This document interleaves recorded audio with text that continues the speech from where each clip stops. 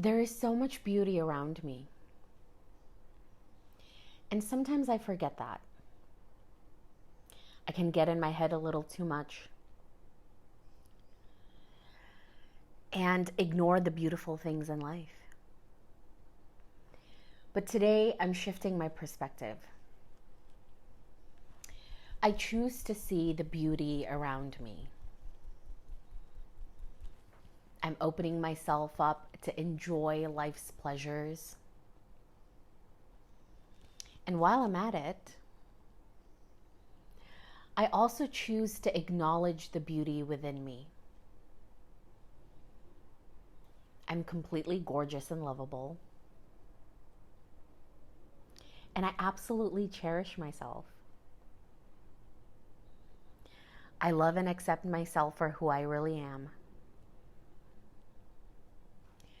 And I promise to do at least one thing every day that will connect me deeper to the beauty inside of me and around me.